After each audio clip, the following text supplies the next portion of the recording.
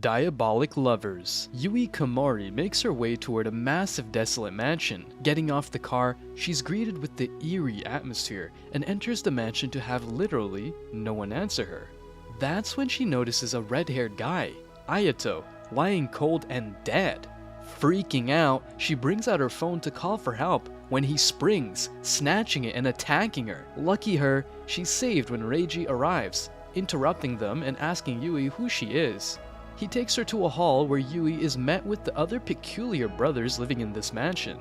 Possessive Ayato, disciplined Reiji, madman Kanato with his teddy, the quiet Shu, rascal Laito, and aggressive Subaru.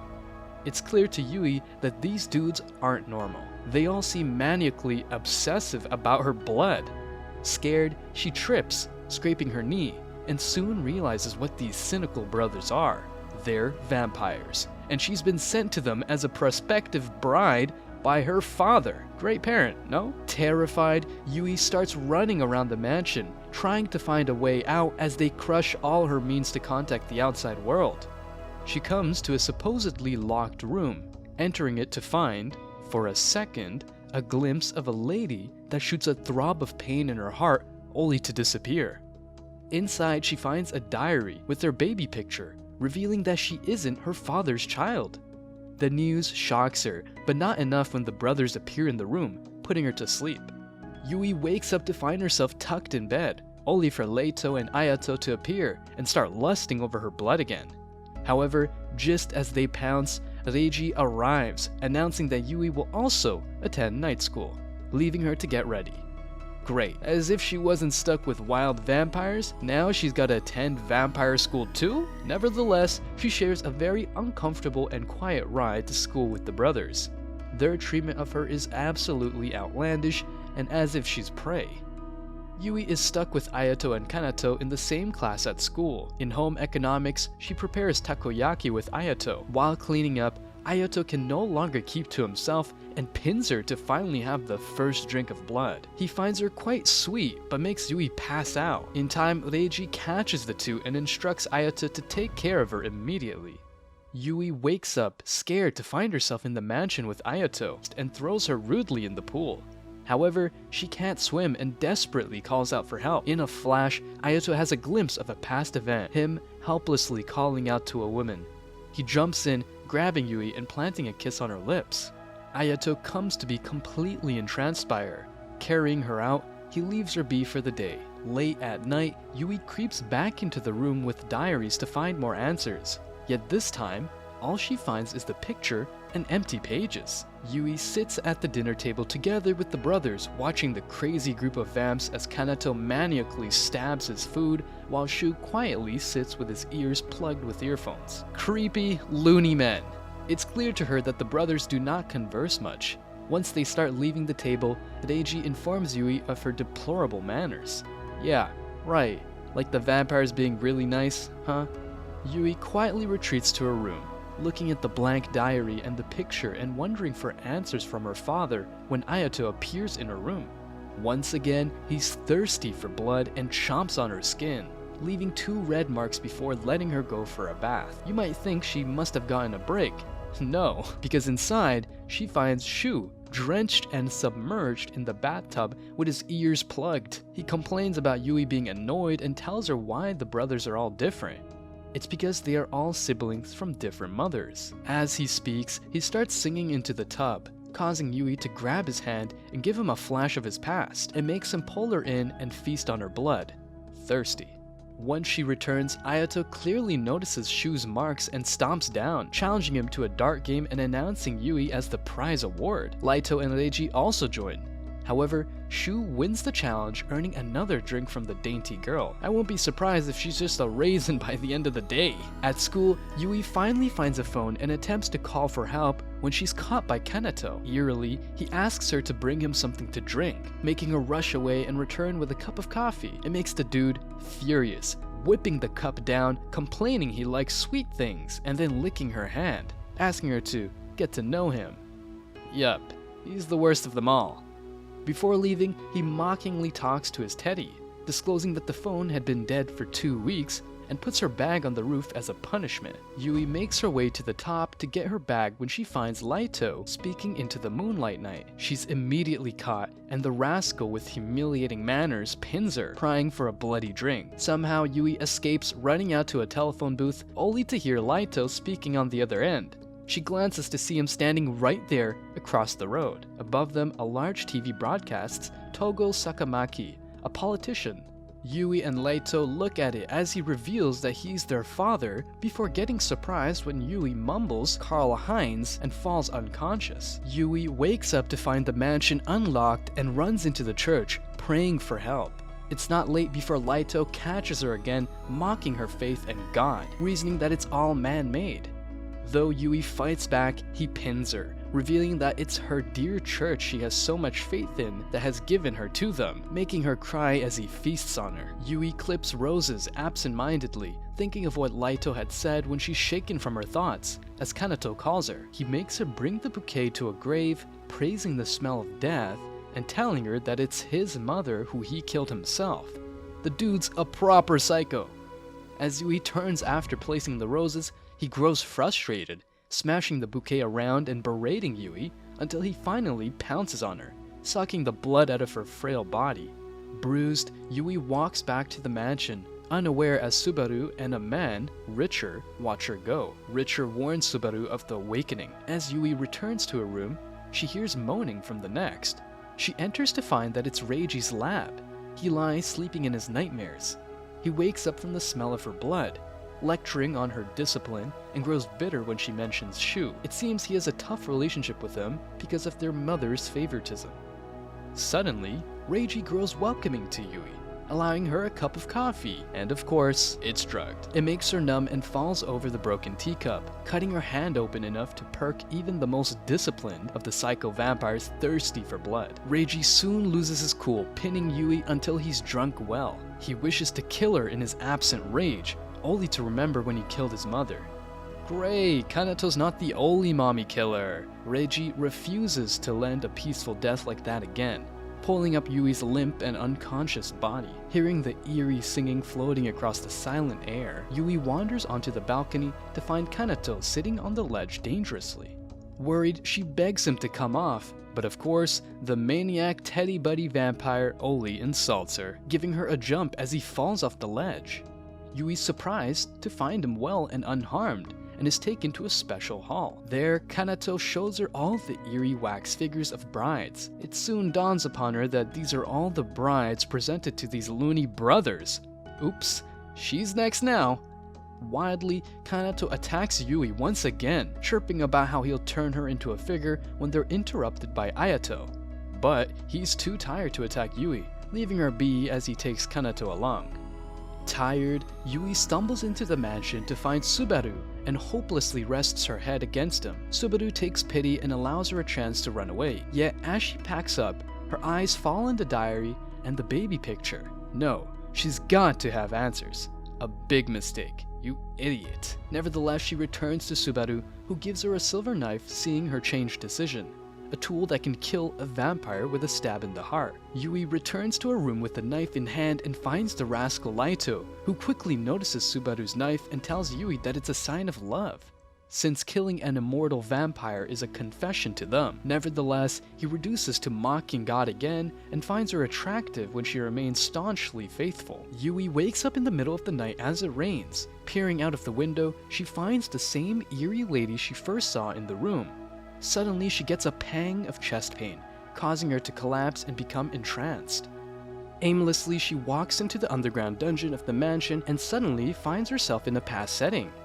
Yui's surprised to find herself outside the mansion with the sun shining. There, she finds herself seeing the past of all the brothers. Ayato, Laito, and Kanato run around playing when the same woman, Cordelia, appears. She coldly disciplines Ayato to go study since he's the successor, being the eldest.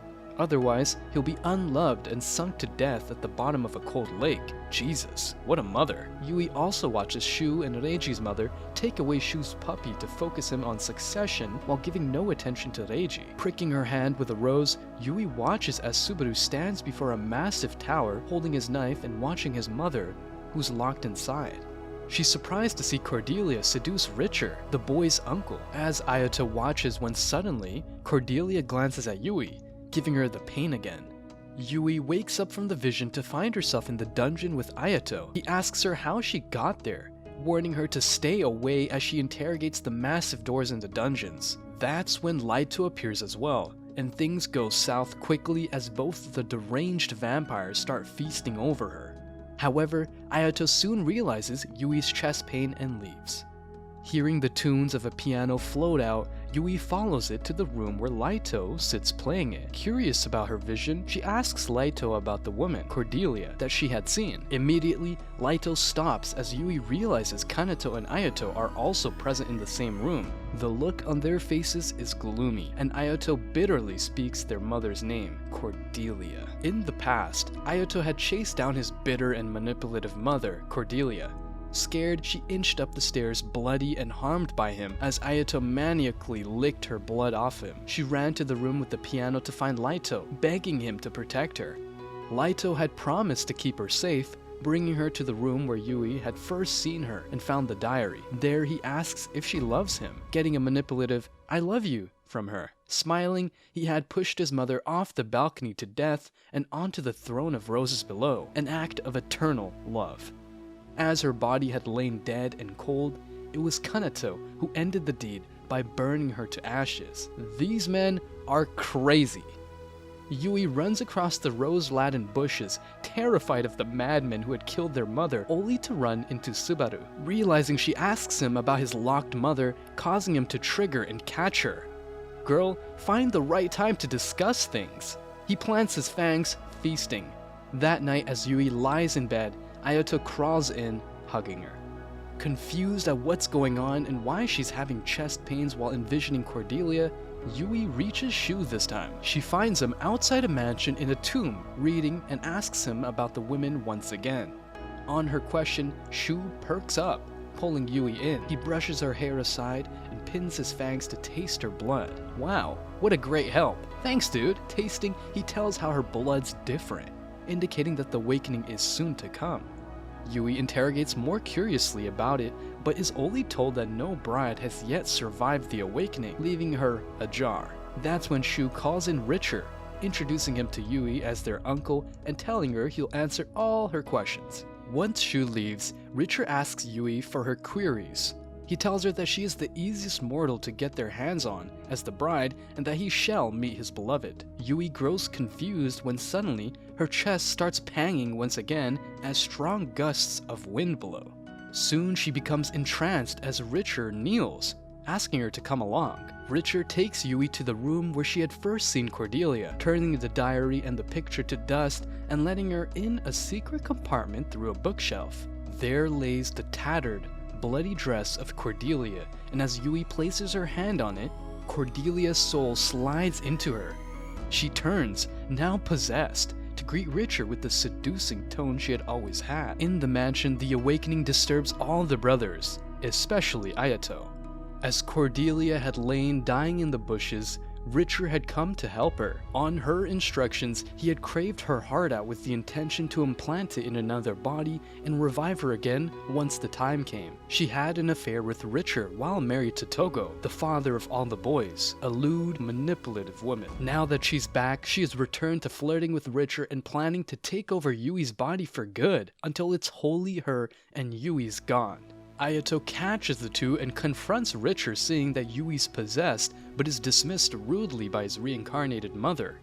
Cordelia, or Yui, is standing at the lake when Ayato approaches her.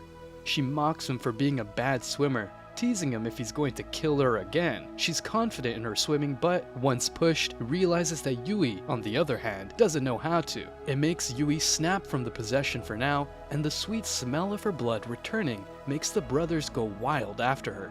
My god, these brothers have nothing to do but get high on blood. As Ayato, Kanato, and Laito fight over her, she runs away into the mansion, grabbing Subaru's knife only to be caught by him and made food once again. Yui lies collapsed in a room, defeated when Richer appears before her. He tells her to embrace the possession without fear. Otherwise, the brothers will go mad over her and fight to the death. Giving up, Yui walks out to Cordelia, Accepting her as Richard celebrates the hour of complete awakening. Back in Yui's body, Cordelia can least worry about putting her shameless self on full display. Dressed and charming with her beauty, she sits chatting with Richard when Reiji intercepts them.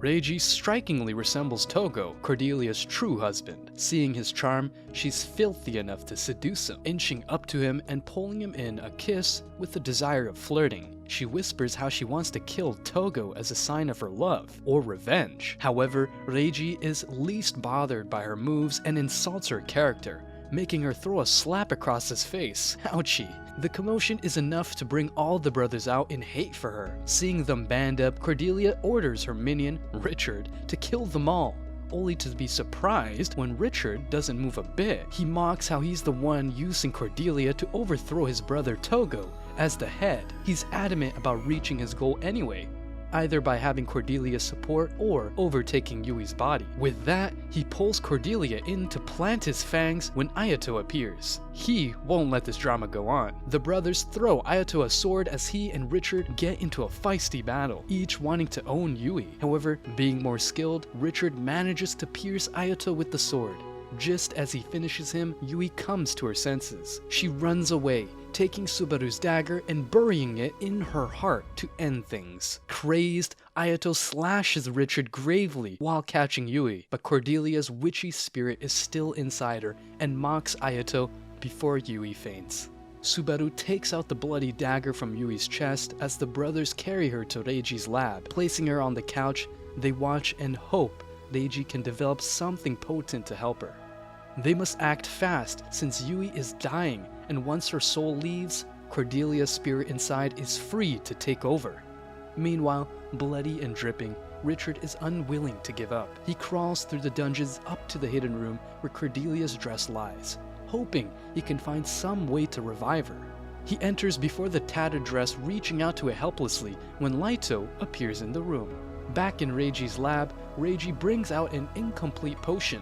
Though it will kill Cordelia, it will also take Yui with her. All the while, it's unknown to them that Cordelia's dress still exists. Reiji needs a piece of Cordelia to make it work. Kanato's useless teddy isn't much of a waste. He rips its neck apart, producing a bottle holding some remains of Cordelia. Bingo! The potion is made. Taking it in his mouth, Ayato kisses Yui, feeding her the concoction to end his treacherous mother. Up in the room, Laito has found the dress. He mocks Richard, throwing a lantern at the dress and him, and leaving the room for them to burn to death. With the dress gone and the potion driving Cordelia out of Yui, she wakes up to find herself surrounded by the brothers. They welcome her to the familiar bitchy faces. From then on, Yui becomes the first bride to have survived awakening. She continues to live among the thirsty, possessive vampires as Cordelia's room is put behind locks again. Thanks for watching. If you enjoyed it and want to see more, please leave a like and subscribe to our channel for more anime recaps. And until next time, guys,